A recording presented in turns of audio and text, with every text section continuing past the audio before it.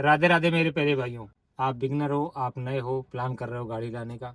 अब गाड़ी नई हो चाहे पुरानी हो, आप दोनों ही प्रकार की गाड़ी ला सकते हो। अगर खुद के लिए कोई गाड़ी ले रहे हो या आपके रिलेटिव में कोई भी गाड़ी लेना चाह रहा है और उसके मन में कन्फ्यूज़न है कि भाई कौन से वेरिएंट में हम कार लें, ठीक है।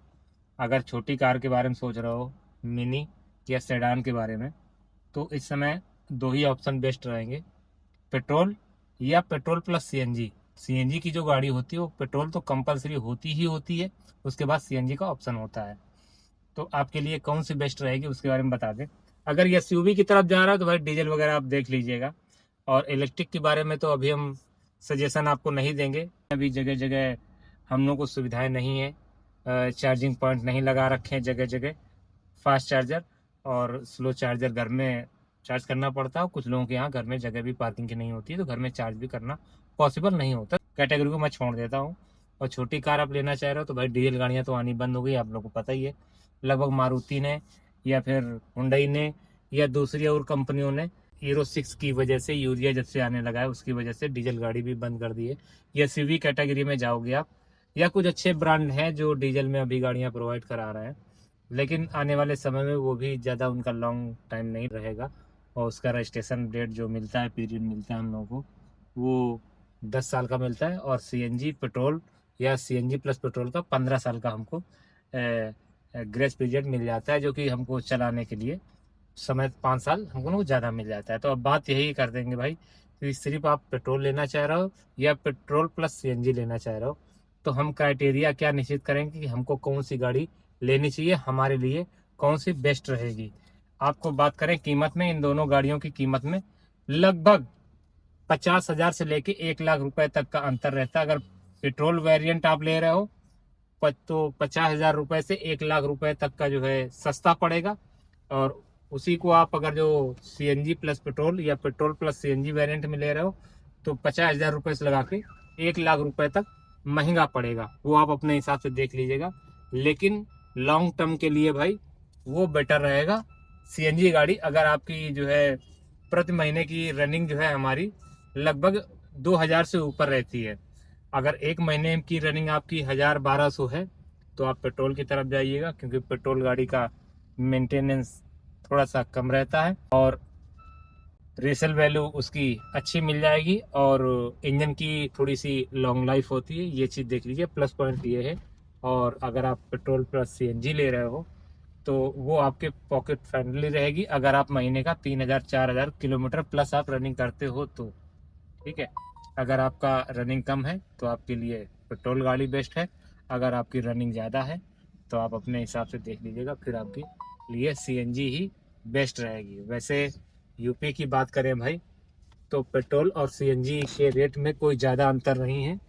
100 प्लस में हमारा पेट्रोल है और 100 प्लस में सीएनजी भी प्रति किलो का रेट है। पेट्रोल में अगर एथेनॉल मिला रहे हैं भाई तो सीएनजी में बायोगैस मिला रहे हैं। कुल मिला के दोनों ही फ्यूल में हमको मिलावट मिलेगी। 100% प्योर कोई भी चीज़ नहीं मिलने वाली आज के ज़माने में।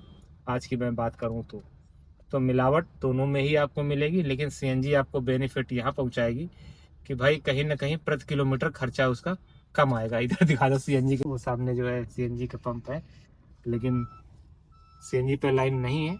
तो आपके अगर एरिया में सीएनजी इस तरह से उपलब्ध है जहाँ कोई लाइन वाइन न लगे, आपके घर के पास में हो, तो सीएनजी वेरिएंट आपके लिए ज़्यादा बेस्ट रहेगा।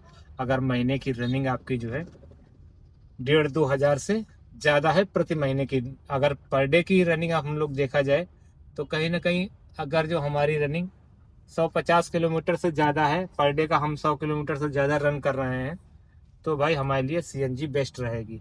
सीएनजी की जो कॉस्ट आती है प्रति किलोमीटर वो 3 रुपये आती है और पेट्रोल की 5 रुपये आती है। रेट तो दोनों के एक हैं, लेकिन पेट्रोल में हमारी गाड़ी 12 से 15 का किलोमीटर का माइलेज देगी, और वहीं सीएनजी पे बात करें भाई 20 से 25 किलोमीटर का, मतलब जस्ट डबल उसका माइलेज जो है निकाल के देगी। तो हम लोग के लिए बेनिफिट वाला जो हम लोगों का क्राइटेरिया रहेगा, डिसीजन रहेगा, वो पेट्रोल प्लस सीएनजी की तरफ रहेगा। कोई भी गाड़ी प्योर सीएनजी नहीं आती, ये बात हमेशा याद रखिएगा। वो पेट्रोल प्लस सीएनजी ही रहती है, मतलब सीएनजी जो रहेगा वो आपका ऑप्शनल रहेगा, पेट्रोल तो रहेगा रहेगा ही 100%। बगैर पेट्रोल की गाड़ी, बगैर इंजन जो होता है वो पेट्रोल इंजन ही होता है, और उसमें सीएनजी कंपनी के द्वारा फिट की जाती है या आफ्टर मार्केट फिट की जाती है, वो आप अपने हिसाब से देख लीजिएगा। वैसे ज़्यादातर कंपनियां तो अभी मैन्युफैक्चरिंग ही सीएनजी लगा के गाड़ियों में ज़्यादातर दे रही हैं, वो चाहे हुंडई हो चाहे वो मारुति हो, दोनों ही ब्रांड जो है मैन्युफैक्चरिंग सीएनजी दे रही हैं। तो कहने का तात्पर्य हमारा यही है कि अगर आपकी रनिंग ज़्यादा है महीने की तो आप सीएनजी गाड़ी लीजिए। अगर आप कभी कभार गाड़ी चलाते हैं या 10-20-50 किलोमीटर डेली की रनिंग है आपकी, तो आप पेट्रोल गाड़ी पे जाइएगा, फिर सीएनजी पे मत जाइएगा।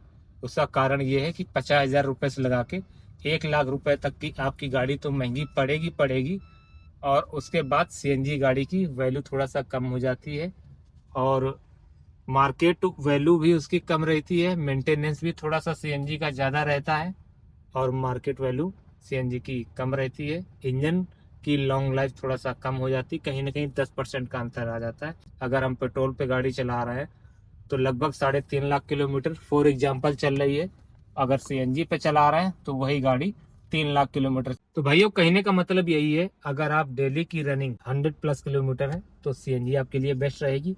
अगर 10-20-50 किलोमीटर रनिंग है आपकी, या कभी कभी आप गाड़ी निकालते हो पार्किंग से, तो आपके लिए पेट्रोल बेस्ट रहेगी। पेट्रोल इसलिए बेस्ट रहेगी, अब आप उसे परचेज करोगे तो 1,50,000 वो गाड़ी पेट्रोल की आपको सस्ती पड़ेगी। अगर आप सीएनजी की ले रहे हो तो 1,50,000 पेट्रोल की अपेक्षा वो महंगी पड़ेगी। तो एक तो वहाँ पे आपका अंतर आ जाता है, दूसरा अंतर मेंटेनेंस में आता है। अगर पेट्रोल की गाड़ी है तो मेंटेनेंस थोड़ा सा कम है, और सीएनजी लगी हुई है तो थोड़ा सा मेंटेनेंस कहीं ना कहीं बढ़ जाएगा। अब बात करते हैं इंजन लॉन्ग लाइफ की। अगर आपकी पेट्रोल गाड़ी है तो इंजन ज़्यादा स्मूथ चलेगा, लॉन्ग लाइफ उसकी होगी। अगर सीएनजी गाड़ी है तो कहीं ना कहीं पिकअप में थोड़ी सी कमी होगी 10% की। और इंजन की लॉन्ग लाइफ की बात करें तो इंजन की लाइफ 10% पेट्रोल की अपेक्षा कम रहेगी। रीसेल वैल्यू की बात करें तो पेट्रोल गाड़ी की रीसेल वैल्यू थोड़ी सी ज़्यादा बेस्ट रहेगी, और सीएनजी की बात करें भाई तो सीएनजी की रीसेल वैल्यू थोड़ा सा कहीं ना कहीं कम रहेगी, वो प्रभावित करेगी। बात अच्छी लगे या बुरी लगे आप लोग देख लीजिएगा आपके लिए बेस्ट गाड़ी कौन सी रहेगी।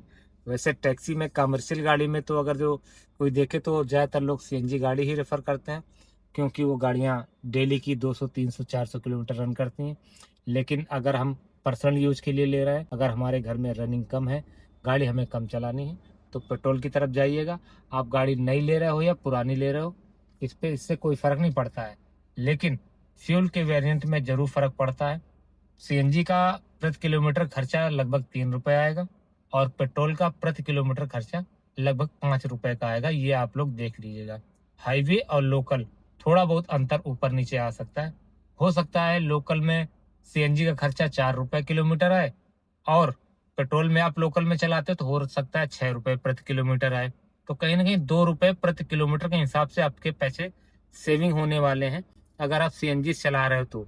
पेट्रोल से चला रहे हो तो 2 रुपये आपको महंगी पड़ेगी, सीएनजी चला रहे हो 2 रुपये आपको जो है सस्ती पड़ेगी। लॉन्ग टर्म की बात करें भाई तो ये लगभग जो है लाखों का हिसाब किताब बैठ जाता है।